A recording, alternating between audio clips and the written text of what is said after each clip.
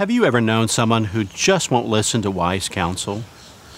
They foolishly reject what others say, and as a result, they stumble again and again. In many ways, this is what happened during the ministry of the prophet Hosea. Hosea brought God's word to his people over several decades, and even though his prophecies proved to be true every step along the way, God's people suffered time and again because they refused to listen to him. Still, Hosea didn't give up. Toward the end of his life, the Holy Spirit led Hosea to create a collection of his prophecies that we now call the book of Hosea. He designed his book to give God's people wisdom for the challenges they faced in their day. And as a divinely inspired book, the book of Hosea also imparts wisdom to God's people in every age, including our own. This is the first lesson in our series, The Prophetic Wisdom of Hosea, and we've entitled it An Introduction to Hosea. In this lesson, we'll explore a number of introductory issues related to Hosea's ministry and the book that now bears his name. Our introduction to Hosea will divide into two main parts. We'll look first at the background of the prophet Hosea and his book. Then we'll introduce an overview of the basic content and structure of the book. Let's begin by exploring several dimensions of the background of Hosea. Hosea's prophecies were inspired by the Holy Spirit, so they have unquestionable authority over God's people throughout history. But its prophecies first addressed ancient Israelites and the circumstances that they faced. As we'll see in this lesson, Hosea's ministry spanned several decades. So the more we understand the background of Hosea's developing circumstances, the better we'll be able to grasp and apply his prophecies to our own day. Before we approach these matters, we need to distinguish two interconnected historical settings, two worlds, as it were. The first setting, which we'll call that world, covers the decades of Hosea's prophetic ministry in which he received and delivered revelations from God. But the second historical setting, which we'll call their world, takes place later in Hosea's life. In this second setting, Hosea selected and wrote down some of his prophecies to impact the lives of those who first received his book. We'll approach this twofold background in two steps. First, we'll explore that world, or the full range of the prophet Hosea's ministry. And second, we'll examine their world, or the setting in which the book of Hosea was written. Let's begin with the ministry of the prophet Hosea. Around the time of Hosea's prophetic ministry, a number of nations played important roles in the history of God's people. In 930 BC, the united kingdom of David and Solomon divided into two kingdoms, the kingdom of Israel in the north and the kingdom of Judah in the south. Both of these kingdoms figured prominently in Hosea's prophetic service. At that time, God's people also interacted with other nations like Syria and Egypt. But above all, Hosea focused his ministry on events involving the Assyrian Empire. In Hosea's day, Assyria became a powerful empire that extended its influence in every direction, including the lands of Israel and Judah. As we're about to see, Hosea's ministry began in the northern kingdom of Israel, nearly 200 years after Israel had separated from Judah. Living in northern Israel during this period of history was difficult for anyone who sought to be faithful to God. And this was especially true for a man like Hosea, a man God had called to be his prophet. Hosea witnessed firsthand how Israel's leaders had turned their kingdom away from the Lord and trusted in alliances with other nations and their false gods. The priests of Israel mixed the worship of God with drunken, lascivious fertility rituals associated with idolatry. The rich grew very rich, but the poor were so poor that they often had to devote their wives and daughters to temple prostitution, just to earn enough to eat. And as Hosea faced these heartbreaking conditions in northern Israel, God called him to prophesy, to bring a message from Israel's divine king that very few wanted to hear. God was about to pour out curses on the kingdom of Israel through the Assyrian Empire. As we consider the ministry of the prophet Hosea, we'll look at four interrelated issues: the time of his ministry, its location, Hosea's changing circumstances, and the purpose or goal of his prophetic ministry. Let's begin by focusing on the time when Hosea served as God's prophet. Similar to a number of other Old Testament prophetic books, Hosea's opening verse in chapter 1, verse 1 introduces us to the time of Hosea's ministry. Listen to how the book begins. The word of the Lord that came to Hosea, the son of Beeri, in the days of Uzziah, Jotham, Ahaz, and Hezekiah, kings of Judah, and in the days of Jeroboam, the son of Joash, king of Israel. This list of kings gives us an orientation toward the beginning and the end of Hosea's ministry. On the one side, it tells us that Hosea's service began in the days of Uzziah of Judah and Jeroboam of Israel. This Jeroboam is usually referred to as Jeroboam II, in distinction from the earlier first king of northern Israel, Jeroboam I.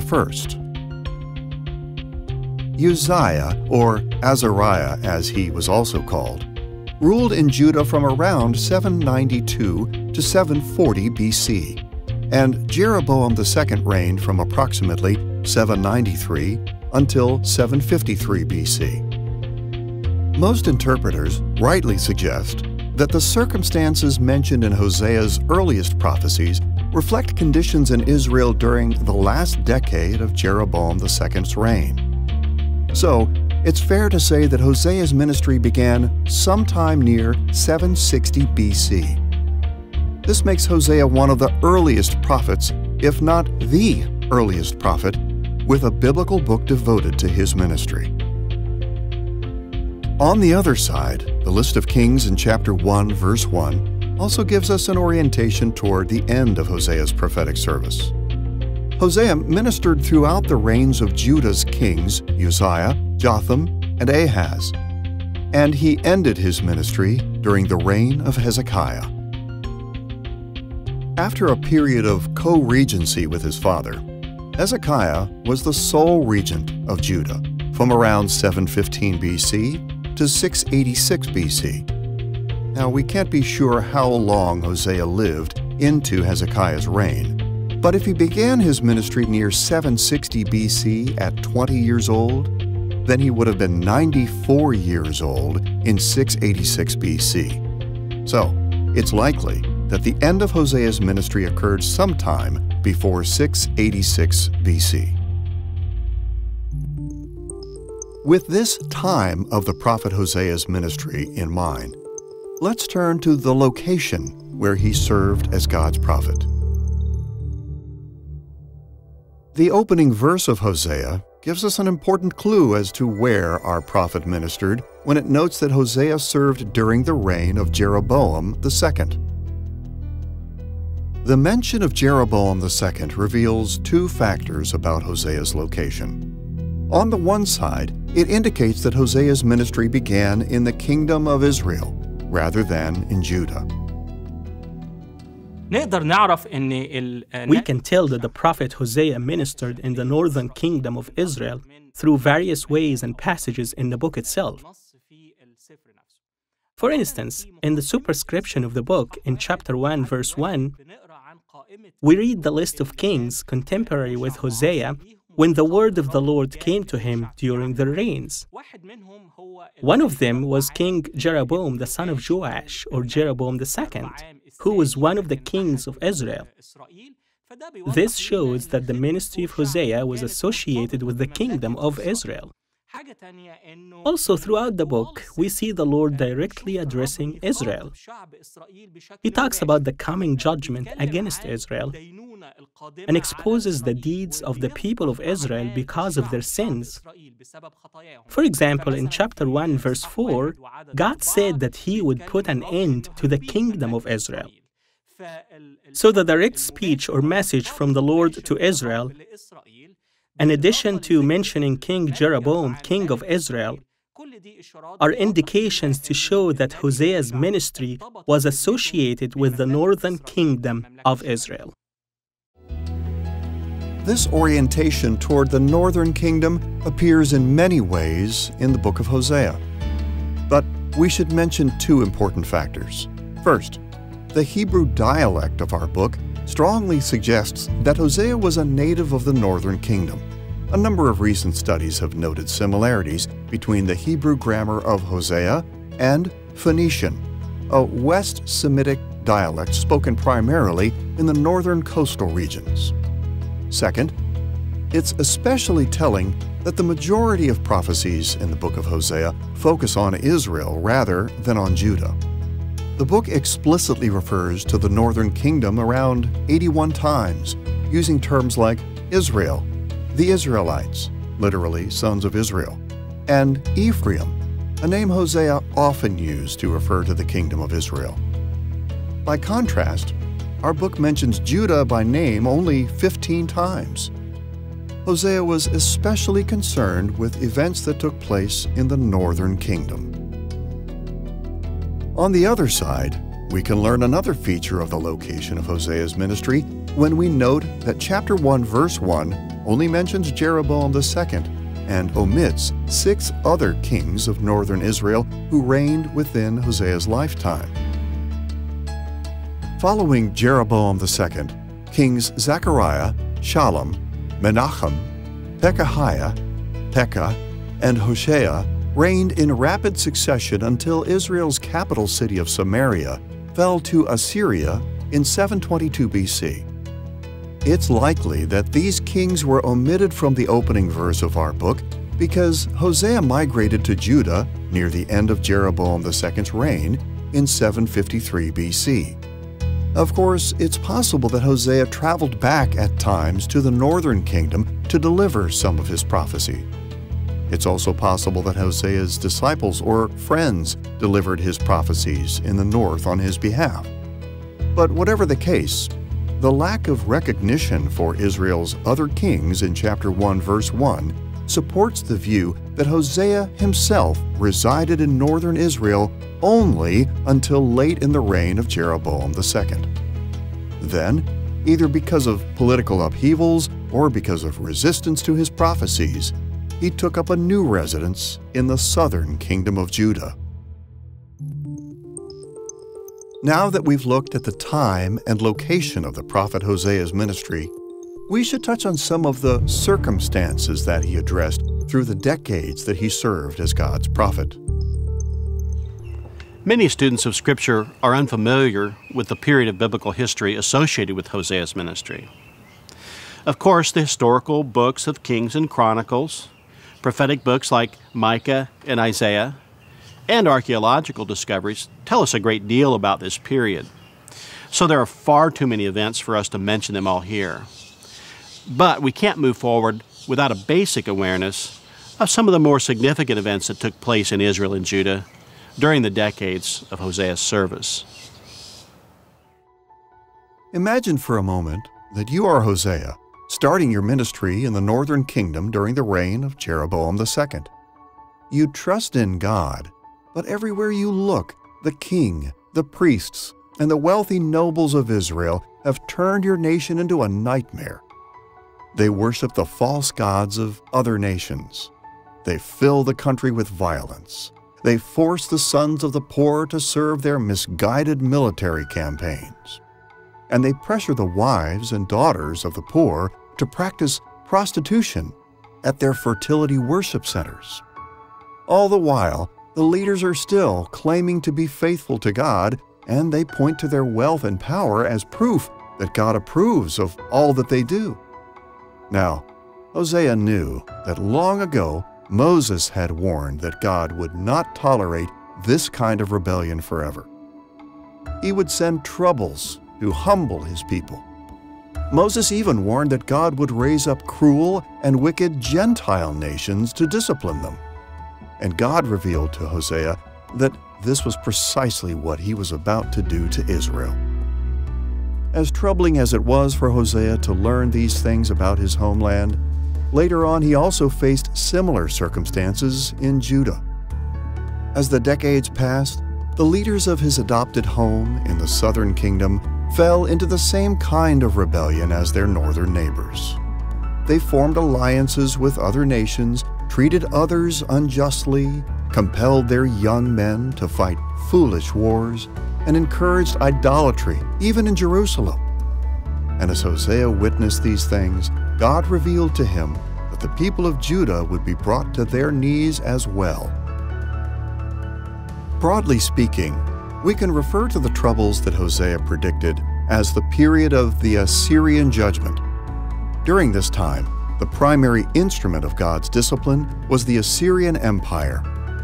Assyria began to play this role in biblical history when the great emperor Tiglath-Pileser III rose to his throne in 744 BC. And in one way or another, the Assyrians remained a significant factor in the history of God's people until Nineveh, Assyria's capital city, fell to the Babylonians in 612 BC.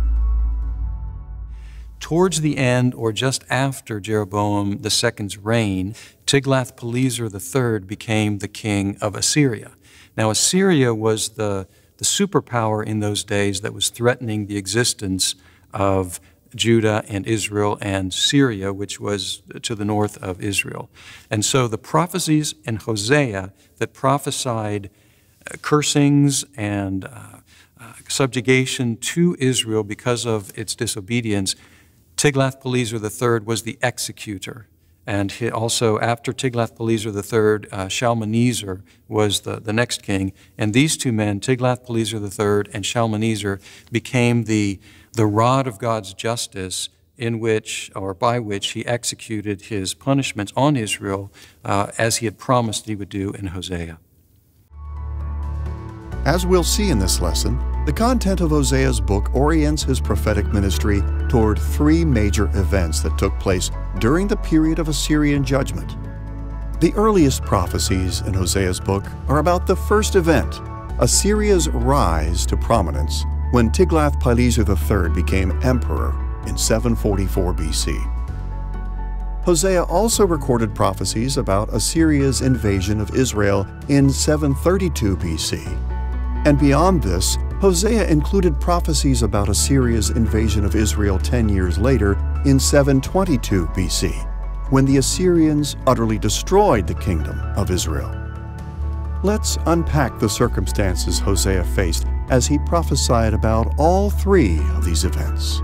We'll start with the first phase of Hosea's ministry, when he received prophecies about Assyria's rise to prominence in 744 BC. As we've just said, 744 BC was the year that Tiglath-Pileser III became king of Assyria and asserted his authority over Israel and Judah. Hosea lived in the northern kingdom of Israel prior to this time, and he witnessed how King Jeroboam II brought Israel to the zenith of its prosperity. But he also saw how the king, priests, and other leaders proved to be disloyal to God by promoting idolatry and injustice. And as a result, Hosea warned of curses from God that would come through the Assyrian Empire. During this same period, according to the books of Kings and Chronicles, the kingdom of Judah also came under the rule of Tiglath-Pileser III. But unlike Israel's leaders, Uzziah, king of Judah, ruled as a righteous king in one very important way. While many of the people in Judah practiced idolatry, Uzziah himself worshipped only the Lord and exclusively promoted the worship of the Lord at the temple in Jerusalem. So, as far as we know, God revealed no accusations against Judah to Hosea at this time and gave no warnings of curses against Judah. The next phase of Hosea's ministry focused on Assyria's invasion of Israel in 732 BC. When Hosea delivered his earlier prophecies about this invasion, Tiglath-Pileser III continued to exert political control over the kingdom of Israel. Kings Menachem and Pekahiah promoted idolatry and injustice, and relied on their alliance with Assyria for security. Now, like most political alliances in ancient times, this relationship also entailed acknowledging the gods of their Assyrian overlords. And as a result of these disloyalties to God, Hosea warned that God would pour out curses on Israel through the impending Assyrian aggression of 732 BC. The book of Kings tells us that at the time Uzziah and his son Jotham ruled Judah as righteous kings. Many people continued to worship other gods at the high places, but Uzziah and Jotham neither practiced nor endorsed idolatry. So during this time, Hosea still offered no warnings of curses against Judah. Now, when Hosea received his later prophecies about Assyria's invasion in 732 BC, conditions in Israel had only grown worse. King Pekah continued in idolatry and injustice. He submitted to Assyrian control. But when Tiglath-Pileser III was preoccupied with troubles elsewhere, Pekah tried to free himself from paying heavy tributes to Assyria. He formed an alliance with Syria and Syria's gods, an alliance often called the Syrian-Israelite coalition. And Pekah and his Syrian counterpart invaded Judah in an attempt to force Judah to join their rebellion against Assyria. As you can imagine, Hosea prophesied that God would bring curses against Israel for this aggression. And a short time later, in 732 BC, Tiglath-Pileser III destroyed the kingdom of Syria and subjugated the kingdom of Israel. Sadly, as this invasion grew near, a critical change took place in Judah. Just before the Syrian-Israelite coalition attacked Judah, Ahaz rose to the throne. Unlike his grandfather and father, Ahaz rejected God and promoted idolatry and injustice. Judah endured attacks from the Syrian-Israelite coalition and from the Edomites and the Philistines. But rather than turning to the Lord for help, Ahaz sought protection by reaffirming Judah's alliance with the Assyrians and their gods. And because of Ahaz's rebellion against God, Hosea prophesied that God's curses were coming against Judah as well. This brings us to the time in Hosea's ministry when he prophesied about Assyria's invasion in 722 BC, the invasion that led to the fall of Israel's capital city of Samaria and the exile of most of the population of Israel. Hosea's earlier prophecies about 722 BC focused on events in Israel during the early reign of Hosea, the king that Assyria had placed on Israel's throne. Hosea perpetuated idolatry and injustice in Israel and was faithful to his alliance with the Assyrians and their gods for a time. In response, Hosea warned that new curses were coming to Israel through a second major Assyrian invasion, the invasion in 722 BC. Meanwhile, in Judah, Ahaz continued to violate God's covenant by promoting idolatry and injustice. He still refused to rely on the Lord and sought safety from his enemies by trusting in his alliance with Assyria and Assyria's gods. And as a result, Hosea warned again that great curses from God were also coming against Judah. Hosea's later prophecies about the Assyrian invasion in 722 BC concentrated on Hosea's continuing promotion of idolatry and injustice in Israel. Now, when Tiglath-Pileser III died, Hosea saw a chance to be free of paying tributes to Assyria. But rather than turning to God for protection, he made an alliance with Egypt and Egypt's gods. Hosea predicted that these sins would soon bring God's curses. And in fulfillment of these prophecies, Tiglath-Pileser's son, Shalmaneser V, took control of Samaria and forced Hosea to pay heavy tributes. Just a few years later, in 722 BC, the Assyrian king Sargon II brought about the complete destruction of Samaria and drove most of the population of Israel into exile. During these years, in Judah, kings Ahaz and Hezekiah were co-regents. Early on, Hezekiah continued his father's alliance with Assyria and its gods, but he soon broke with Assyria. Unfortunately, Hezekiah relied on the strength of his army, his fortified cities, and an alliance with Egypt for protection against Assyria rather than trusting in the Lord. And as a result, Hosea warned once again that God would bring curses on Judah, curses that came many years later through Assyrian aggression. Unless you spent a lot of time studying this period of biblical history, it's easy to be confused by all of these names and dates. But knowing that these events took place during Hosea's ministry is crucial to understanding the book of Hosea. So as difficult as it may be, it's very important to distinguish Hosea's prophecies about Assyria's rise to prominence in 744 BC from prophecies about Assyria's invasion in 732 BC, as well as from prophecies about Assyria's invasion in 722 BC. As we make these distinctions, we'll be able to see how Hosea spent decades of ministry addressing the challenges that God's people faced in each of these periods. Having touched on the time, location, and changing circumstances associated with the ministry of the prophet Hosea, we should consider Hosea's purpose. As a prophet, what did he try to accomplish by declaring God's revelations?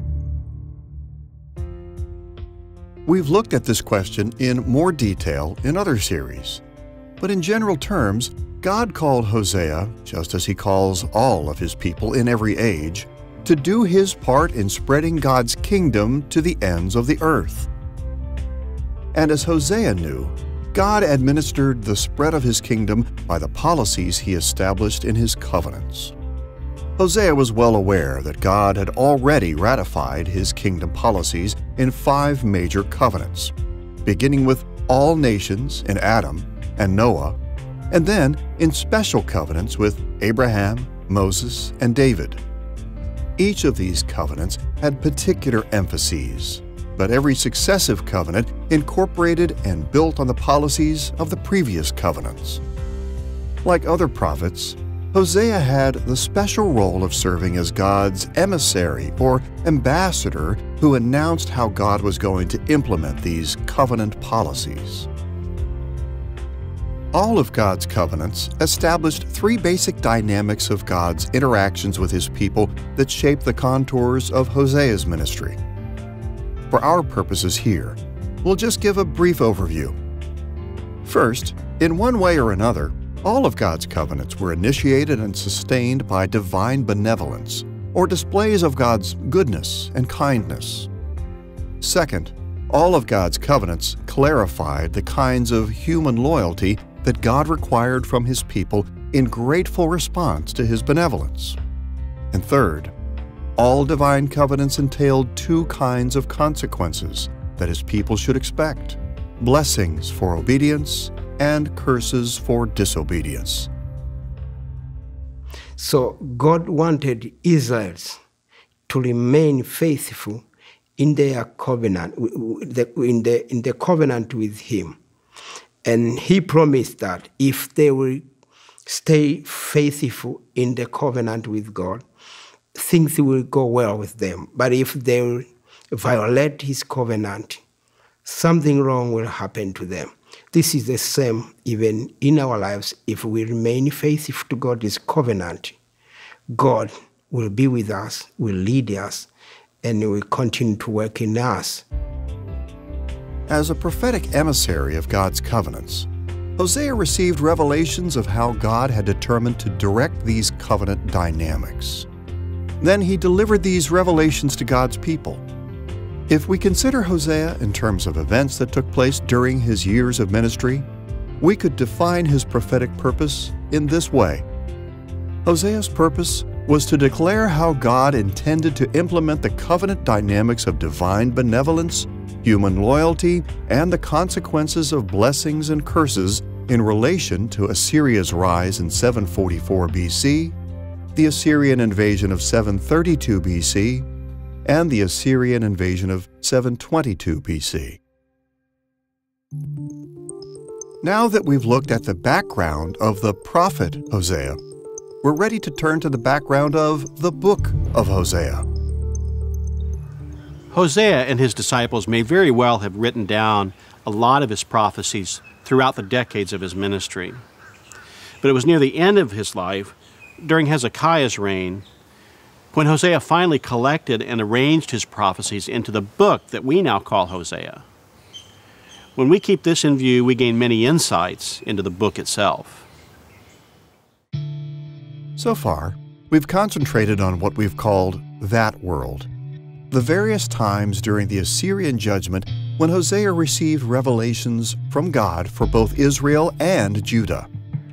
At this point, we'll turn to their world, the time when Hosea chose and arranged these prophecies into the book of Hosea to provide Judah's leaders with wisdom for what was ahead. This distinction between that world and their world is crucial for understanding the book of Hosea, because Hosea actually composed his book after the kingdom of Israel was destroyed in 722 BC. So even though Hosea's book had important implications for the survivors of northern Israel, he primarily wrote it for the leaders of Judah. As we'll see, Hosea wrote down prophecies from throughout his ministry to give Hezekiah and Judah's other leaders a path of wisdom to follow as they faced the crisis of Assyria's invasion of Judah in 701 BC. To see how this is true, we'll follow our previous discussion and look at 4 background features of the book of Hosea: the time of its composition, the location where it was written, the circumstances surrounding its composition, and the purpose of the book. Let's begin with the time when our book was written. From the outset, we should mention that critical scholars typically believe that the book of Hosea went through a number of major redactions that ended very late, either late into the Babylonian exile or even after the Babylonian exile. As a result, most critical interpreters believe that only some portions of our book actually came from Hosea himself. Instead, they argue that redactors or editors added much of their own material to the book long after Hosea's death. But we have to remember that critical interpreters come to these conclusions in large part because they deny that Hosea received supernatural revelations from God about the future. By contrast, evangelicals believe in the supernatural inspiration of Hosea's prophecy. So, we affirm that the entire book of Hosea actually represents what Hosea himself received from God. And for this reason, evangelicals usually settle on a much earlier date for the book's completion. From an evangelical point of view, chapter 1, verse 1 establishes the earliest possible date for the completion of our book when it mentions Hezekiah, king of Judah. It's obvious that Hezekiah would not have been included in this list of kings had he not already been king by the time our book was written. So, it's safe to say that the earliest possible date for the completion of the book of Hosea was sometime during Hezekiah's sole regency, which began in 715 BC and ended in 686 BC. We can't be absolutely sure as to when Hosea finally composed his book or brought it to its final form as we now have it in the Bible. But there is an event in Hosea's life, toward the end of his life, in fact, during the reign of the last king under whom he served, and that king's name was Hezekiah. Now, Hezekiah is known for all kinds of things, but in biblical history, perhaps the most important thing or the most noted thing that he experienced was the invasion of the Assyrian Sennacherib. Sennacherib literally destroyed Judah. People ran for their lives. You can read about it in Micah chapter 1, the devastation that he brought to the land of Judah. But he went further than that. He actually surrounded and laid siege to Jerusalem. The invasion of Sennacherib in Judah and the surrounding of Jerusalem, laying siege to the city of God, the city of David, the capital of the world, was of such great importance that it brought everything to a climax in Judah's history at that moment. Everything was at stake. Was Jerusalem going to fall?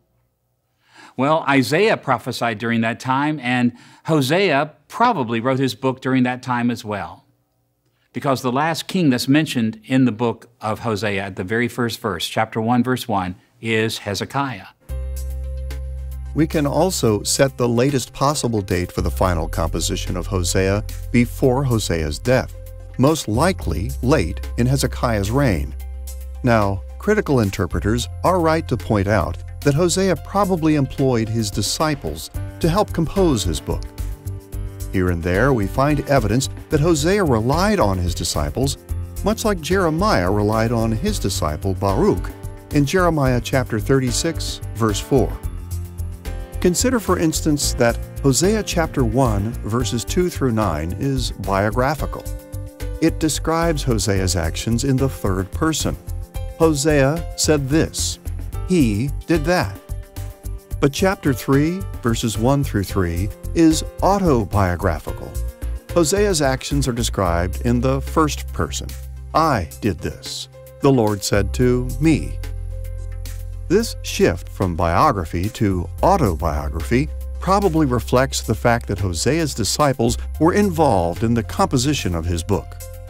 But contrary to what critical interpreters have assumed, there's no positive evidence in the Scriptures that disciples edited Hosea's words or added new materials after his death. And even if Hosea's disciples did, in fact, finish Hosea's book after his death, they didn't deviate from the revelations that God had actually given to Hosea.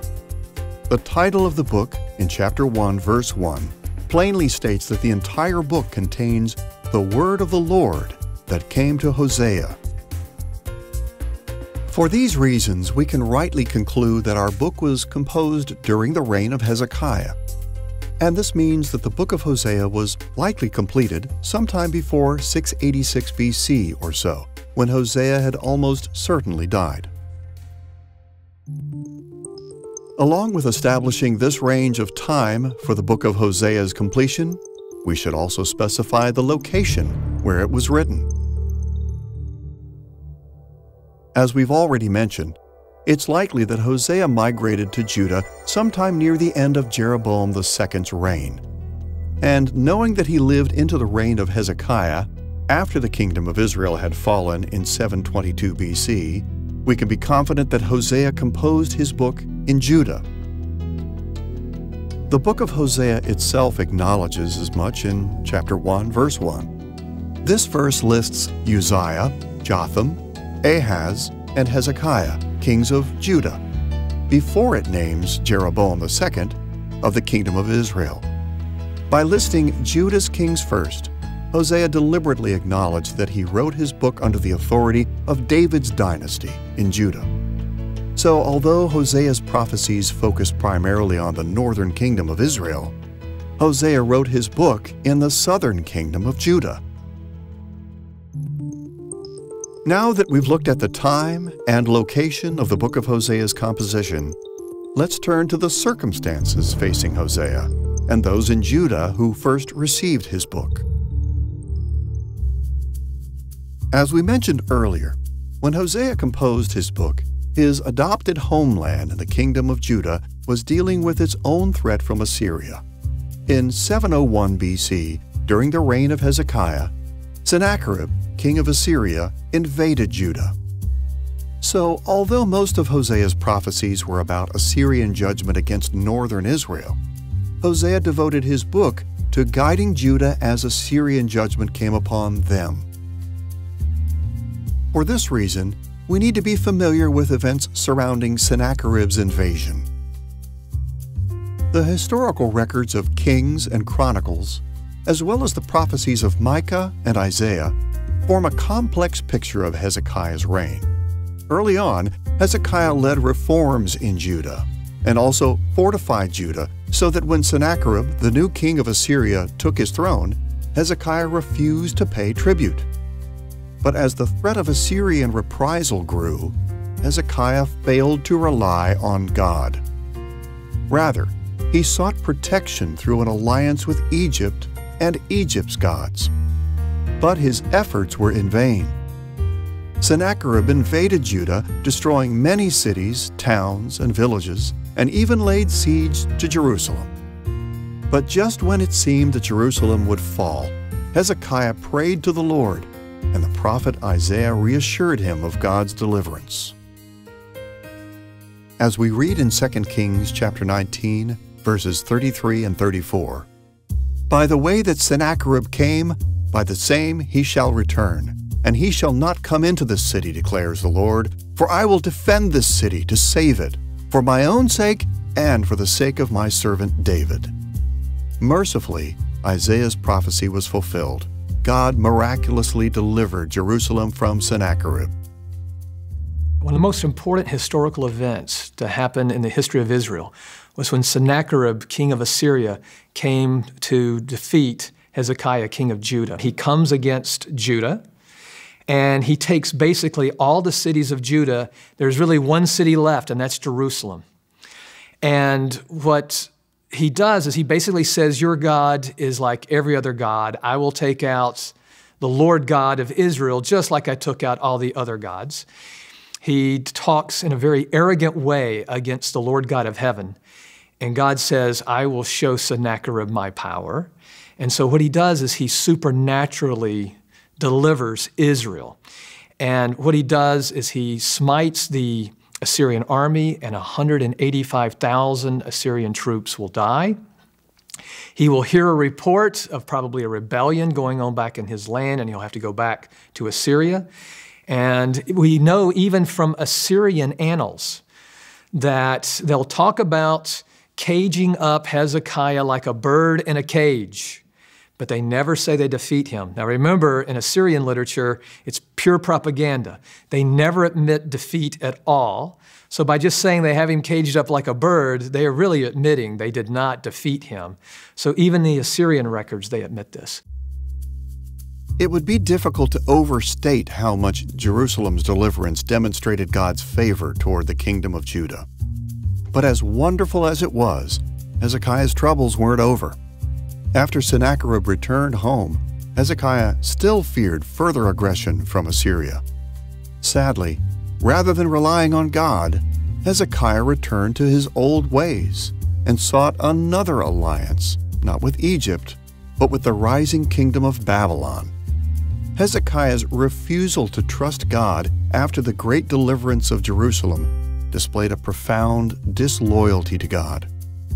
And the prophet Isaiah immediately threatened that the royal treasures of Judah would be taken to Babylon. Listen to Isaiah's words in 2 Kings chapter 20, verses 17 and 18.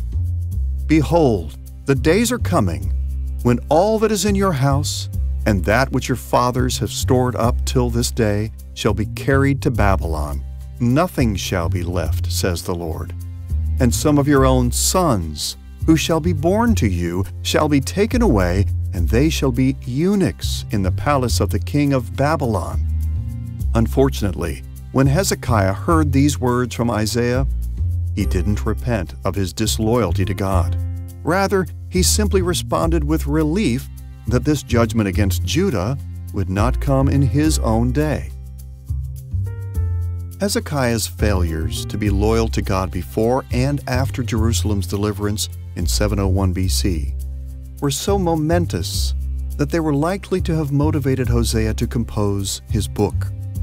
On the one side, it's possible that Hosea wrote his book sometime before Jerusalem's deliverance from Sennacherib. Sennacherib's attacks and his siege on Jerusalem witnessed a flurry of prophetic activity. And it's quite possible that God called Hosea to write his book during this time to address Hezekiah's failures as Sennacherib advanced and laid siege to Jerusalem. On the other side, it's also possible that Hosea composed his book soon after Jerusalem's deliverance. As we mentioned, even though God had delivered Jerusalem, Hezekiah failed to remain faithful to God and instead sought after an alliance with Babylon. And Hezekiah's disloyalty to God jeopardized the future of Judah. So, it's very likely that Hosea wrote his book either to address the crisis before or the crisis after Jerusalem's deliverance from Sennacherib. With the time, location, and circumstances of the final composition of the book of Hosea in mind, it's not difficult to understand the book's overarching purpose. Happily, we're not left to speculate, because Hosea himself explicitly revealed the goal he had in mind. In Hosea chapter 14, verse 9, the last verse in our book, Hosea summarized his purpose in this way: "Whoever is wise, let him understand these things. Whoever is discerning, let him know them. For the ways of the Lord are right, and the upright walk in them, but transgressors stumble in them." This verse stands apart from the verses that precede it, and it closes the entire book with final instructions for those who first received it. Hosea called for his original audience in Judah to become wise and discerning by believing that the ways of the Lord are right. In other words, Hosea hoped that Judah would gain wisdom from his collection of prophecies. He wanted them to view their circumstances in light of the fact that the upright, those who receive God's blessings, walk in the Lord's ways, but transgressors, those who receive God's judgment, foolishly stumble in them. Although elements of Israel's wisdom traditions appear in the writings of other prophetic books, Hosea's bold call to wisdom is unusual. But Hosea's attention to wisdom fits well with the days of Hezekiah. We know from Scripture that Hezekiah associated himself with men who were well-versed in Israel's wisdom traditions. In fact, Proverbs chapter 25, verse 1 introduces chapters 25 through 29 of Proverbs as the Proverbs of Solomon, which the men of Hezekiah, king of Judah, copied. Apparently, these men of Hezekiah were a highly respected company of wise men associated with Hezekiah's court. And it's quite possible that Hosea's closing call for wisdom appealed directly to Hezekiah and the wise men of his court. In this light, we can summarize the purpose of Hosea's book in this way. The book of Hosea called the leaders of Judah to gain wisdom from what God had revealed throughout Hosea's ministry as they faced the challenges of Sennacherib's invasion. As this summary suggests, our book was not designed primarily to make specific predictions of future events. Rather, Hosea composed his book to call the leaders of Judah to follow the path of wisdom in Hezekiah's day. Hezekiah and his court were to learn from what God had revealed throughout Hosea's ministry and lead Judah through the challenges of Sennacherib's invasion. Both before and just after Jerusalem's deliverance from Sennacherib, the leaders of Judah desperately needed instruction and wisdom, and Hosea's book provided it for them. So far, in our introduction to Hosea, we've looked at the background of the prophet and his book. Now, let's turn to an overview of the content and structure of the book of Hosea. Unfortunately, many evangelicals tend to overlook the historical setting in which Hosea first received his prophecies. They also tend to focus on smaller units of the book as if they stand apart from each other. To be sure, these ahistorical and atomistic approaches have yielded many insights into the book of Hosea. But to add to these insights, we'll pursue a different strategy. We'll see that the historical settings of Hosea's ministry are crucial to understanding his prophecies. And rather than focusing on smaller units in isolation from each other, we'll explore the logical connections among the larger units throughout Hosea's book. This strategy will help us to see more clearly how Hosea designed his book to give wisdom to those in Judah who first received it, and it will also help us to see how we are to learn wisdom from the book of Hosea today. Put yourself in Hosea's place again. Unlike some other prophets who had relatively short ministries, Hosea received revelations from God for more than 60 years or so. From the last decade of Jeroboam II's reign to the reign of Hezekiah. Over these decades, God disclosed many things to him, probably much more than what appears in the 14 short chapters of his book. To understand how Hosea formed his book, we must keep in mind that God didn't reveal all of Hosea's prophecies at the same time. As we've already explained, God gave Hosea revelations as the kingdom of Israel faced Assyria's rise to power in 744 BC, Assyria's invasion in 732 BC, and Assyria's invasion in 722 BC. If we fail to keep these different historical settings in mind, it will appear that Hosea contradicted himself on a number of occasions, especially in his prophecies about Judah. But in reality, we'll see that Hosea's prophetic outlooks changed over time because he addressed changing circumstances. Now, as important as it is to recognize the chronological arrangement of the book of Hosea, we must also note that Hosea arranged his prophecies topically. We saw earlier in this lesson that chapter 1, verse 1 is the title of our book and was designed to introduce the full timeline of Hosea's ministry. And chapter 14, verse 9 ends our book with a closure that summarizes Hosea's overarching purpose of calling God's people to gain wisdom from his book. The content of these bookends indicates that they were created as Hosea put his book together around the time of Sennacherib's invasion in 701 BC. But between these bookends, the main body of Hosea consists of three large divisions that have topical emphases. The first division, in chapter 1, verse 2 through chapter 3, verse 5, emphasizes judgment and hope from God.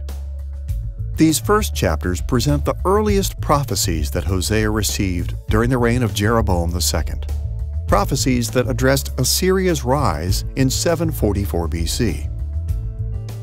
Hosea carefully chose and arranged these early prophecies to present balanced outlooks of the curses God had determined to pour out on his people and the blessings they would receive in the future. The second division, in chapter 4, verse 1 through chapter 9, verse 9, emphasizes unfolding judgment from God. Unlike the first division, these prophecies come from later stages of Hosea's ministry, when Hosea received revelations about Assyria's invasion in 732 BC and Assyria's invasion in 722 BC. These chapters focus exclusively on the topic of God's judgment, and they highlight how God's judgments increased in severity throughout these phases of Hosea's ministry. The third division, in chapter 9, verse 10 through chapter 14, verse 8, focuses especially on unfolding hope from God. This last major division also consists of revelations that Hosea received in anticipation of Assyria's invasion in 732 BC and Assyria's invasion in 722 BC. But this division gives special attention to the topic of hope, the hope that God revealed for the future of his people throughout these phases of Hosea's ministry. It would be difficult to overstate the importance of these historical and topical arrangements for the interpretation of the book of Hosea. In many respects, they are like keys that unlock the wisdom Hosea sought to impart to those who first received his book during the reign of Hezekiah. We'll look more closely at Hosea's wisdom in our next lesson. But for now, it will be helpful to introduce the content and structure of each major division of our book. Let's begin with the first division on judgment and hope from God in chapter 1, verse 2 through chapter 3, verse 5. These early chapters in our book carefully balance a focus on the curses coming to God's people with the blessings of God that will follow. As we've already mentioned, these opening chapters represent Hosea's ministry in the days of Jeroboam II, when Hosea received prophecies about Assyria's rise to prominence in 744 BC.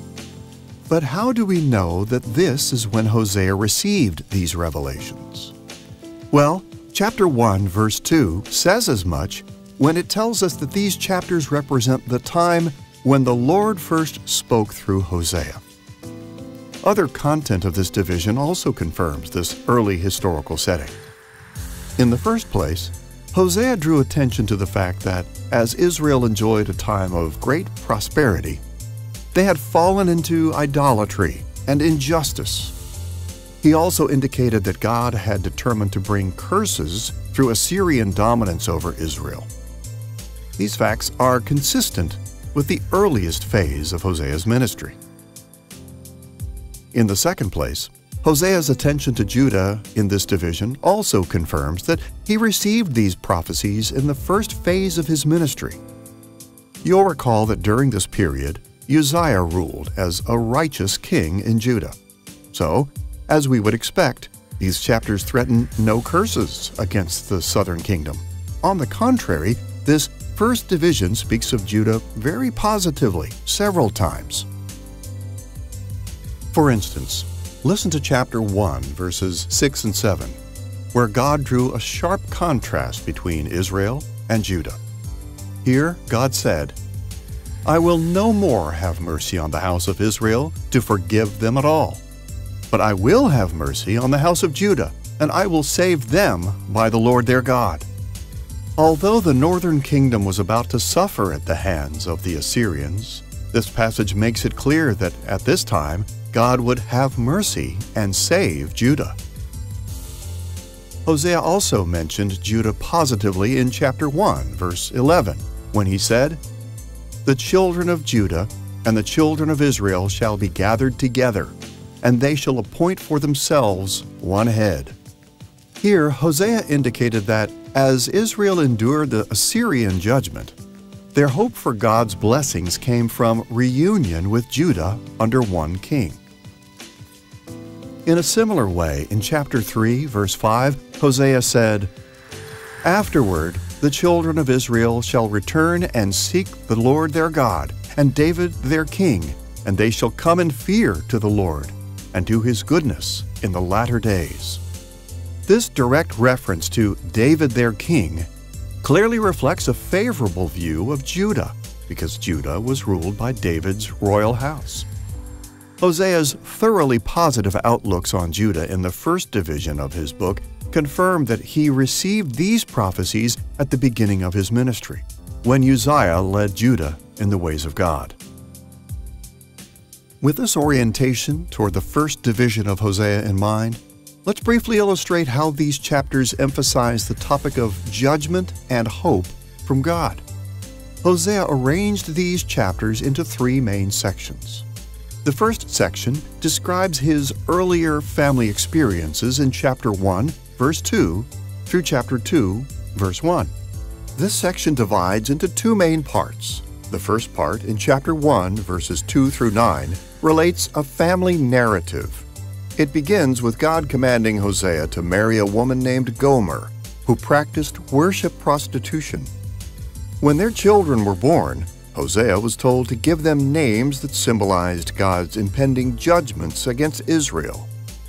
This narrative drew attention to the trials that were coming to Israel through Assyria. But in balance with this focus on God's judgment, Hosea added a second part consisting of his hopeful prophetic reflections in chapter 1, verse 10 through chapter 2, verse 1.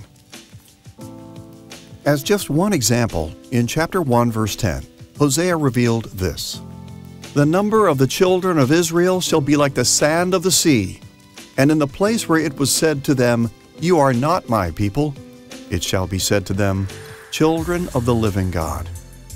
Although God was about to begin a time of judgment against Israel, Hosea added that there was still going to be a future of blessings for the descendants of the tribes of Israel. The second section of judgment and hope from God focuses on God's first lawsuit in the book of Hosea, in chapter 2, verses 2 through 23. These verses shift attention away from Hosea's family experiences on earth to an inspired account of legal proceedings in the court of heaven. Now, in the Old Testament, God frequently revealed His plans for the future by granting His prophets knowledge of legal deliberations that took place in His heavenly court. We speak of some of these revelations as lawsuits because they give rather full descriptions of the proceedings of God's court. They often portray God on His throne, describe His summons of participants to court, report accusations against and interactions with the guilty, and declare pronouncements of judgment. A number of the prophetic judgment speeches could be said to take the form of a covenant lawsuit. The idea of a covenant lawsuit is based on international diplomacy, and our best exemplars of it are in Hittite diplomatic letters that we have, where the Hittite diplomat goes to the vassal nation and prosecutes the terms of the treaty that was signed onto by the vassal king but is now being violated. The prophet assumes that sort of role, and there's a number of key passages that have a fuller exemplification of those elements. In its fullness, those elements would include a summons to the defendants and witnesses. Then there would be an element that follows that gives a history of the covenant relationship between the suzerain, the great king, and the vassal king, followed by an indictment of the vassal for violating the treaty, which in turn would be followed by either a threat or a sentence for that violation of the treaty. This first heavenly lawsuit in the book of Hosea begins in chapter 2, verse 2, with God's summons of Israel to court, using these words, "Rebuke your mother, rebuke her." To modern audiences, this may seem like an odd summons to court, but the word rebuke here translates the Hebrew verb rev. This term was often used in prophetic books for a legal contention or lawsuit in the court of heaven. The mother in view was Samaria, the capital of the kingdom of Israel where Israel's leaders resided. So in effect, God summoned the people of Israel to enter a heavenly lawsuit against their leaders living in Samaria, a lawsuit over which God Himself would preside. Throughout this lawsuit, God alluded to ways in which Israel behaved like Hosea's wife Gomer. Gomer was unfaithful to Hosea and brought trials on her children. And the leaders of Israel were unfaithful to God and brought trials to the kingdom of Israel. But in this lawsuit, Hosea didn't simply report that God sentenced the kingdom of Israel to suffer the curses of His covenant. He also reported that God would one day woo Israel back to Himself. After a time of judgment, God would restore Israel to Himself and have mercy on the northern tribes. Following this account of the heavenly court, Hosea ended his focus on divine judgment and hope with a description of his later family experiences in chapter 3, verses 1 through 5. In parallel with the account of his earlier family experiences, Hosea began with an autobiographical family narrative in chapter 3, verses 1 through 3. His wife had returned to her former way of life as a worship prostitute, but God commanded Hosea to show love to her again. So Hosea purchased Gomer and brought her home. This brief narrative is then followed by Hosea's second set of hopeful prophetic reflections in chapter 3, verses 4 and 5. In these verses, Hosea explained that the kingdom of Israel would endure troubles from God for a period of time. But a day would come in the future when Israel's relationship with God would result in great blessings for Israel. فهوشع كان بيمثل الله في المشهد. In this analogy, Hosea, a prophet honored among his people, represents God. Of course, God is much greater than Hosea, but it's a metaphor. On the other hand, the adulterous woman represents the people of Israel. They committed adultery by leaving the Lord and worshipping other gods. So God asked Hosea to reflect his story. Although the people of Israel were far from me, worshipping other gods, living in sin while they were in Egypt, yet I went to them and married them while they were still far away and living in adultery. I saved them while they were far away. It's not because they were good that I saved them, but because of my grace that I saved them. What is stranger is that God told Hosea that after marrying this woman, she would go back to adultery. But he told Hosea to go and bring her back to him. This is exactly what our Lord did with the people of Israel. Not only did the Lord save the people of Israel and raise them up, although they were living in adultery in Egypt, but also after the people were saved and entered into a covenant relationship with God, they returned back to commit adultery with other gods. And although God punished and disciplined the people, yet in His grace, just like Hosea restored his adulterous wife, God went to his wife, that is, the people who had committed adultery after marriage, and restored them to Himself. On the whole, then, by collecting and arranging some of the revelations he received in the earliest phase of his ministry, Hosea presented a carefully balanced point of view to Judah's leaders in Hezekiah's day. At the time of our book, the judgment God threatened had already been fulfilled with the fall of the northern kingdom. But God's people weren't to lose hope. This time of judgment would lead to a future time when Israel would receive great blessings from God.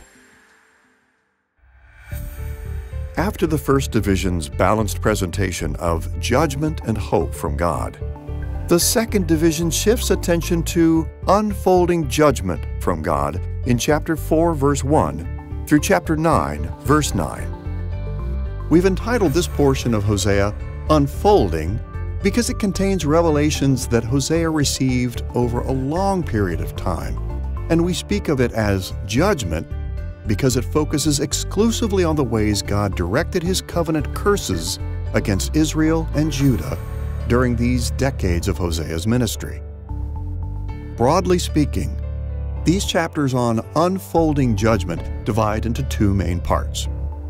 More of God's lawsuits in chapter 4, verse 1 through chapter 5, verse 7. And then God's calls for alarm in chapter 5, verse 8 through chapter 9, verse 9. Consider first God's lawsuits. God's earlier lawsuit in this division appears in chapter 4, verses 1 through 19.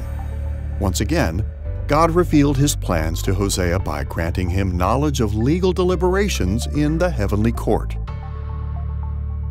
Listen to the summons in chapter 4, verse 1. Hear the word of the Lord, you Israelites, because the Lord has a charge to bring. As this opening verse indicates, God summoned Israel to court because He had a charge to bring against them. Here, the term charge translates the Hebrew term we learned earlier, reeve, the technical term for a lawsuit. The placement of this earlier lawsuit immediately after the first division, as well as its content, strongly suggests that it was one of Hosea's earlier prophecies about Assyria's invasion in 732 BC. As you'll recall, during this period in Israel, Menachem and Pekahiah continued to promote idolatry and injustice. And when Menachem suffered a brief incursion from Assyria, instead of finding security in God, he and Pekahiah after him reaffirmed their alliance with Assyria and Assyria's gods. Throughout this lawsuit, God accused Israel precisely of these sorts of sins. And not surprisingly, God announced that He would bring curses on Israel in the form of severe Assyrian aggression, most likely referring to the invasion of 732 BC. The strongest evidence for this historical setting is the one thing Hosea said about Judah in this earlier lawsuit. Listen to what Hosea wrote in chapter 4, verse 15. "Though you play the whore, O Israel, let not Judah become guilty." As we can see here, at this time, God drew a sharp contrast between conditions in Israel and conditions in Judah. Israel was guilty of being unfaithful to God, but God merely warned Judah not to become like northern Israel. This contrast between Israel and Judah reminds us of the conditions in Judah when Uzziah and Jotham ruled as righteous kings. So before the invasion of 732 BC, God declared no curses against Judah. This brings us to God's later lawsuit in chapter 5, verses 1 through 7. Here we see another scene of the heavenly court. Listen to the way chapter 5, verse 1 summons the accused to court. "Hear this, you priests. Pay attention, you Israelites. Listen, O royal house. This judgment is against you." Although this passage doesn't use the technical term reeve, we see here that God summoned the guilty to court, the priests, the Israelites, and the royal house, and announced that the purpose of this summons was judgment, or mishpat in Hebrew. Like the word reeve, this term refers to legal deliberations in the court of heaven. The content of this later lawsuit indicates that it originated when Hosea received and delivered later prophecies as Assyria's invasion in 732 BC grew closer. Chapter 5, verse 1 points to this historical orientation when it mentions that Israel's nobles oppressed the people at Mizpah and Tabor. This is important because archaeological evidence indicates that these sites remained under Israel's control only until 732 BC, when Tiglath-Pileser III invaded Israel and annexed them. It's also notable that in chapter 5, verse 13, God accused Israel of vainly appealing for help from Tiglath-Pileser III, or the Great King, as he's called in this verse. You'll remember that in Israel at this time, King Pekah continued in idolatry and injustice. He also formed an alliance with Syria, the Syrian-Israelite coalition, to resist paying tributes to Assyria. So God's later lawsuit warned that curses against Israel were coming through a decimating Assyrian attack. Once again, the most important evidence for this historical setting is Hosea's attention to Judah. As we mentioned earlier in this lesson, Ahaz became king of Judah just before the Syrian-Israelite coalition. But unlike his father and grandfather, Ahaz promoted idolatry and injustice in Judah. He also made an alliance with the Assyrians and their gods for protection against his foes. And as a result, in this later lawsuit, God threatened curses against Judah for the first time. Listen to the way chapter 5, verse 5 addresses Judah. "The Israelites stumble in their sin. Judah also stumbles with them." Notice the contrast here with God's earlier lawsuit. In chapter 4, verse 15, God simply warned Judah not to become sinful like Israel.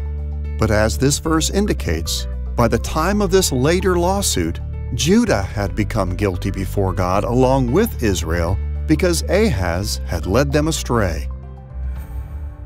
Syria and Israel, that coalition, actually attacked Judah in the days of Ahaz and tried to force Judah to join them in that coalition to resist Assyria. Now, the result of that was predictable. The Assyrians didn't like it. And as a result, the Assyrians came in just years later and absolutely decimated Syria and brought Israel to its knees and made them vassals that owed great tribute to the kingdom of Assyria. And in fact, the southern kingdom itself suffered because not only were they attacked by this coalition, but they submitted themselves for protection to the empire of Assyria. The prophet Isaiah had actually told Ahaz, "Don't do that. You seek help from the Lord, and He will protect you from this great coalition that's attacking you." But Ahaz refused. He said, "No, I need help from something that I can see, and that's the Assyrian Empire." So at that time, then, Judah itself became a vassal nation of the empire of Assyria. Following God's lawsuits, Hosea's prophecies about unfolding judgment turn to God's calls for alarm in chapter 5, verse 8, through chapter 9, verse 9. In ancient Israel, armies were often called into battle by blowing a hollowed ram's horn, shofar in Hebrew, or a silver trumpet, chatzotzrah in Hebrew. And on a number of occasions, God Himself announced or recalled battles by referring to this practice. In this section, we find two such calls. The first call for alarm appears in chapter 5, verse 8, through chapter 7, verse 16. It begins in chapter 5, verse 8, with the words, "Blow the horn, shofar, in Gibeah, the trumpet, chatzotzrah, in Ramah." When we examine the content of this first call for alarm, it appears that it originated with Hosea's earlier prophecies about Assyria's invasion in 722 BC. As evidence, two passages allude to Assyria's previous invasion in 732 BC. Chapter 5, verse 11 mentions how the Assyrians had already oppressed and crushed Israel. Chapter 6, verse 1 notes that Israel had been torn and struck. In addition, in chapter 7, verse 11, God accused Israel of calling to Egypt, going to Assyria, a reference to Israel's shifting international alliances at this time. As we know, the Assyrians had established Hosea as the king of Israel after their victory over Israel in 732 BC. Hosea continued in idolatry and injustice, and for a period of time, he enthusiastically maintained his alliance with Assyria.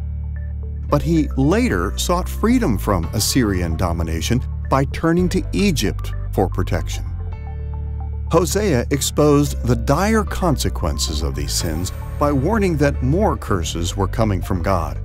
Curses that arrived in the form of Assyria's devastating invasion in 722 BC.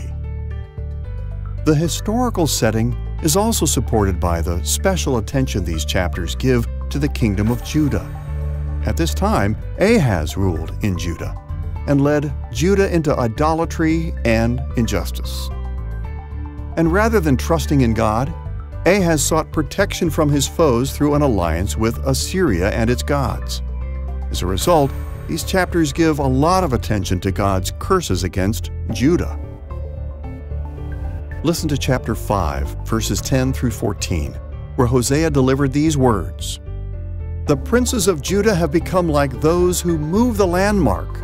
Upon them I will pour out my wrath like water. I am like dry rot to the house of Judah. Judah will see his wound. I will be like a young lion to the house of Judah. I, even I, will tear and go away. I will carry off, and no one shall rescue." And in chapter 6, verse 4, God expressed His frustration with Ahaz and Judah, saying, "What shall I do with you, O Judah?" And then in verse 11, God exclaimed, "For you also, O Judah, a harvest is appointed." Here God declared that a harvest had been appointed for Judah, along with the kingdom of Israel. Now, we should note that the second half of this verse speaks of the restoration of God's people. But as a number of interpreters and some modern translations have indicated, the second half of verse 11 actually belongs with the prophecy that follows in chapter 7, verse 1. So in this view, the appointed harvest was Judah's devastation at the hands of Assyria. God's second call for alarm appears in chapter 8, verse 1 through chapter 9, verse 9. It begins in chapter 8, verse 1 with the command to set the trumpet or shofar to your lips. The content of this second call for alarm strongly suggests that it was among the later prophecies Hosea delivered as Assyria's invasion in 722 BC drew near. At this time, King Hosea of Israel continued to promote idolatry and injustice. he also continued to rely on his alliance with Egypt. And as a result, Hosea warned of God's impending curses. He announced in chapter 9, verse 3, that they shall eat unclean food in Assyria. Soon after, Shalmaneser V subjugated Samaria, and in 722 BC, Assyria's new king, Sargon II, destroyed Samaria and brought an end to the kingdom of Israel. One question that can leave many people perplexed is, how is it that God would allow his own people to fall into the hands of pagans like the Assyrians? Well, Hosea means to respond to this question by showing that the judgments were deserved. God had warned his people time and again. God had sent prophets. God had told them that there would be consequences for their disobedience, for their unfaithfulness. Nevertheless, they didn't want to repent of their unfaithfulness to the covenant, as Hosea shows graphically in his book. So Hosea writes to tell them that, you all who are suffering, it was well earned. God warned you, and you did not want to repent. So there was no other remedy than to carry out the judgment that God had warned about much earlier. This historical setting is also confirmed by what this passage says about Judah. During these last years of Israel's existence, Ahaz and Hezekiah were co-regents in Judah.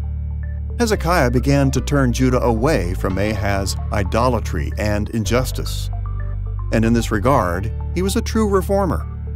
But Hezekiah also trusted in his own strength to resist Assyria by fortifying Judah against attack. And he sought an alliance with Egypt and Egypt's gods, rather than turning to God. These actions led God to announce that Judah was going to face even more curses through Assyria. As God put it in chapter 8, verse 14, Judah has multiplied fortified cities. So I will send a fire upon his cities, and it shall devour her strongholds. This prophecy was fulfilled approximately 2 decades later in 701 BC, when Sennacherib invaded Judah, destroying most of its cities and laying siege to Jerusalem. As you can imagine, all of these prophecies of judgment had many implications for Israel and Judah when Hosea first received them. At every step, they warned of approaching judgment and called for repentance. But later on, when Hosea formed these prophecies into the second division of his book, these threats of judgment had already been fulfilled. Israel had fallen to Assyria in 722 BC, and Assyria had attacked and destroyed much of Judah during Hezekiah's reign. Still, these prophecies had an abundance of wisdom to teach Judah's leaders in Hezekiah's day. They not only explained in some detail why God had destroyed the kingdom of Israel, but they also explained why God had sent Assyria with such devastating force against Judah as well. Now that we've seen how the structure and content of the first division of Hosea focuses on judgment and hope from God, and how the second division deals with God's unfolding judgment, we should turn to the third major division of our book, Hosea's prophecies about unfolding hope from God in chapter 9, verse 10, through chapter 14, verse 8. We speak of this division as unfolding because Hosea drew, once again, from prophecies he'd received over many years. And we speak of it as hope because it emphasizes how God's people could continue to have hope for God's blessings even after they'd suffered so severely under his judgment. In the second division of his book, Hosea dealt almost exclusively with God's judgment against Israel and Judah. If Hosea had stopped his book there, crucial questions would have gone unanswered. Did the troubles Israel and Judah faced mean that God would no longer bless his people in the future? Were God's people to be lost forever? Hosea wrote the third division of his book to answer these kinds of questions. Here he revealed to Judah's leaders in the days of Hezekiah why they should still hope for God's blessings in the future. The third division of Hosea is the most complex portion of our book because Hosea combined a number of prophecies and even snippets of prophecies together. But on a large scale, we can say with confidence that it divides into 5 main sections, each of which is introduced by a comparison God made with Israel. God compared Israel with fruit in chapter 9, verses 10 through 12, with a planted palm in chapter 9, verses 13 through 17, with a luxuriant vine in chapter 10, verses 1 through 10, with a trained calf in chapter 10, verses 11 through 15, and finally, with a beloved child or son in chapter 11, verse 1 through chapter 14, verse 8. These sections elaborate on these comparisons in multiple ways, and we'll look into these elaborations more in our next lesson. But in this introductory lesson, time will only allow us to point out a simple pattern of hope that appears at the beginning of each section. As we approach this division of Hosea, it's important to identify as much as possible when Hosea first received the revelations of each of these sections. Some of these historical contexts are more easily identified than others, but on the whole, Hosea retraced the same historical periods that he covered in the second division of his book. As we've seen, Hosea focused the second division on God's judgments during Assyria's invasion in 732 BC and Assyria's invasion in 722 BC. But in the third division of our book, rather than focusing on judgment, this section represents God's words of hope over the same stretch of time. Let's see how this is true by turning first to God's comparison of Israel to fruit in chapter 9, verses 10 through 12. It's most likely that this first section was revealed to Hosea along with other earlier prophecies about Assyria's invasion in 732 BC. The best evidence for this historical setting appears in chapter 9, verse 11. Because Israel's kings had turned from God, we read that Ephraim's glory, literally their glory, or kevodam in Hebrew, shall fly away like a bird. God was about to remove Israel's glory. The only other time in Hosea's book that God predicted this was in God's earlier lawsuit in chapter 4, verses 1 through 19, a section associated with Hosea's earlier prophecies about the 732 BC invasion. In chapter 4, verse 7, God said, "I will change their glory into shame." This link strongly suggests that Hosea began the third division of his book as he began the second, with one of his earlier prophecies about Assyria's invasion in 732 BC. This setting is confirmed by the fact that these verses make no reference to Judah. As you'll recall, Uzziah and Jotham ruled as righteous kings, and God pronounced no curses on Judah during this time. With this historical orientation in mind, listen to what God said in chapter 9, verse 10. "Like grapes in the wilderness I found Israel. Like the first fruit on the fig tree in its first season I saw your fathers. But they came to Baal Peor and consecrated themselves to the thing of shame, and became detestable like the thing they loved." Clearly, God spoke of Israel's sins in this verse, but it's important to note that God began with a positive comparison of Israel with grapes and figs. So even as God determined to bring judgment against Israel in 732 BC, He still remembered Israel fondly as one remembers sweet fruits. And God's positive memory reassured God's people that there was still hope for them to return to His blessings in the future. The second section in chapter 9, verses 13 through 17, focuses on Israel as a planted palm and follows a similar pattern. We can't be sure when Hosea first received this revelation, but on the whole, Hosea's description of Israel fits well with the conditions of Israel when Hosea received prophecies about Assyria's invasion in 732 BC. This historical orientation is supported by the fact that this passage does not mention Judah. So, It most likely came to Hosea before Ahaz turned Judah away from God. Listen to the opening of this section in chapter 9, verse 13. Ephraim, as I have seen, was like a young palm planted in a meadow, but Ephraim must lead his children out to slaughter. Here God threatened Israel with the slaughter of their children as they went out to battle against Assyrian invaders.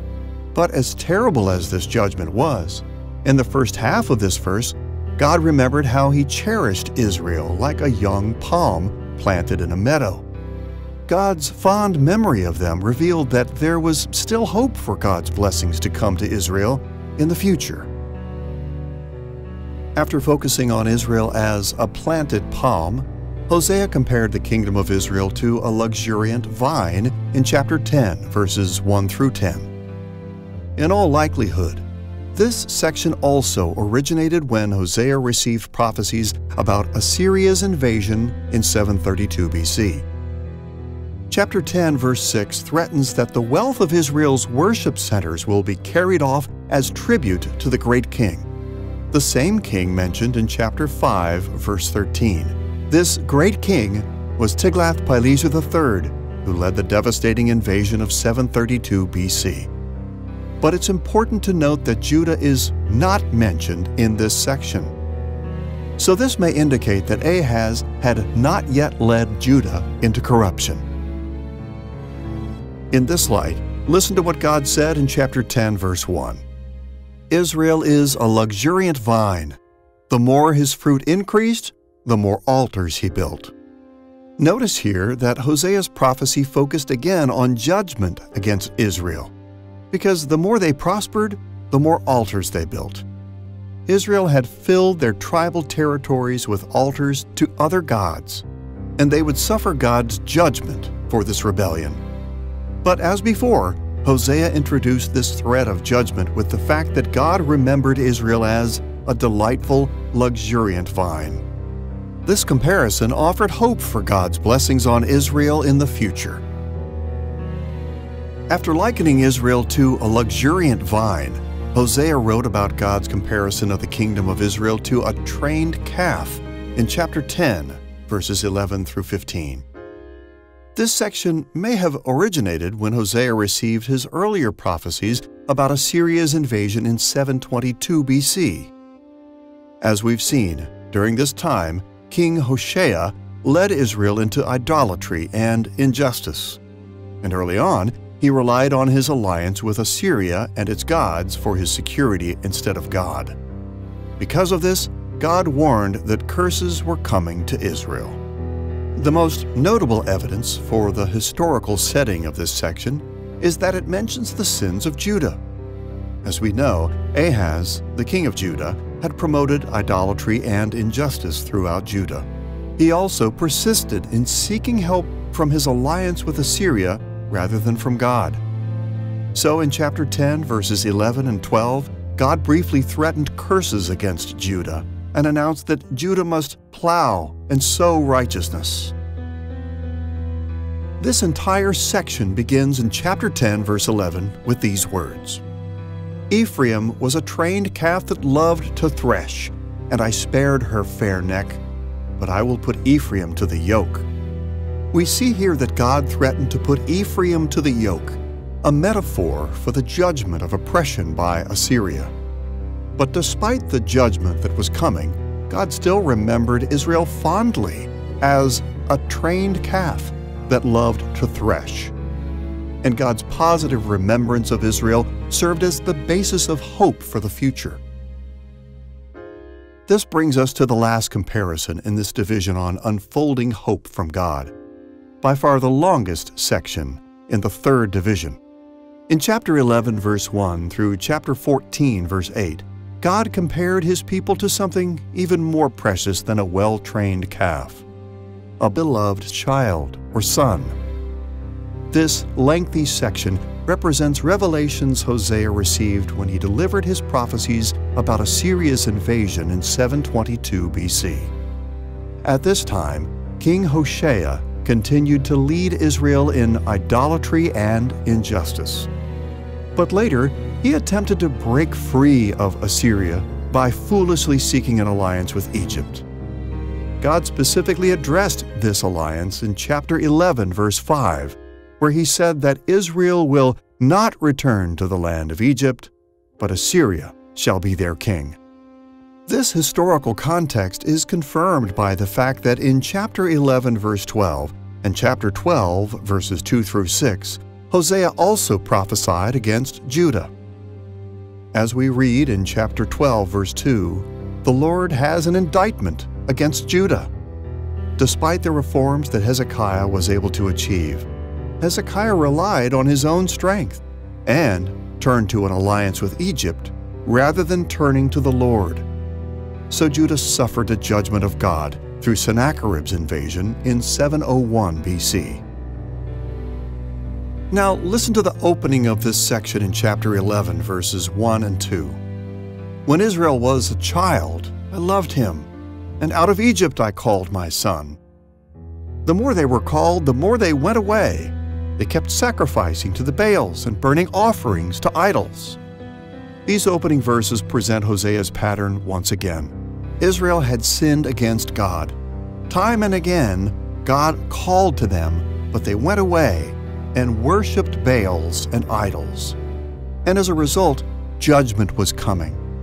But even as God pronounced judgment, verse 1 indicates that God still thought of Israel as his beloved son. And his love for his child Israel was the basis of hope for Israel's future blessings. Hosea 11:1 speaks of how God called Israel out of Egypt. The verses go on to say that God bent down and lovingly fed them and provided for his people, and yet the more he called to his people through his servants the prophets, the further that they went from him. And so God declares that he's going to send them away, only this time not to Egypt, but Assyria will be their king. But then the chapter goes on with God's voice breaking with his love for his people, and God declaring, I will not execute my fierce judgment on Israel. I will call, and my sons will come trembling like birds from the land of Egypt, like doves from the land of Assyria.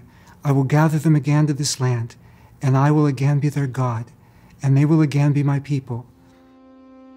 Now, there's much more to the third division of Hosea than our brief introduction reveals, and we'll look more closely at this part of our book in our next lesson. Still, we've seen enough to grasp the heart of the matter. Hosea composed this last division of his book to impart wisdom to Judah's leaders after Israel had fallen to Assyria and most of its citizens had been carried off into exile. And in these last chapters of his book, Hosea drew from prophecies he had given throughout his ministry to strengthen Judah's hopes for what God had promised.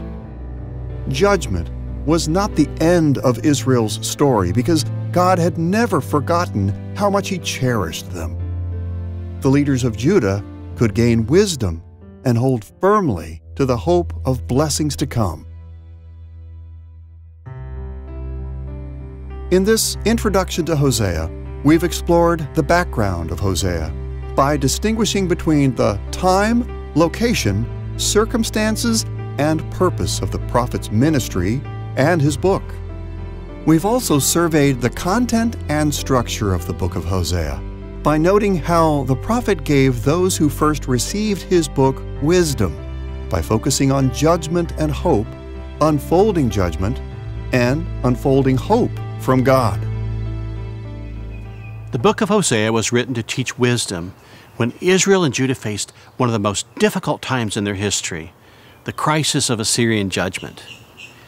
And his book gives insights that God's people need in every age, including our own as we look toward the future. Like Israel and Judah in the days of Hosea, followers of Christ must heed Hosea's call to pursue wisdom as we face the trials of this world. From his book, we can see that no matter what difficulties we face, even when all seems lost, we can hold firmly to the hope for the future that we have in Christ. And we can be confident that one day God will pour out immeasurable blessings on his people when Christ returns in glory.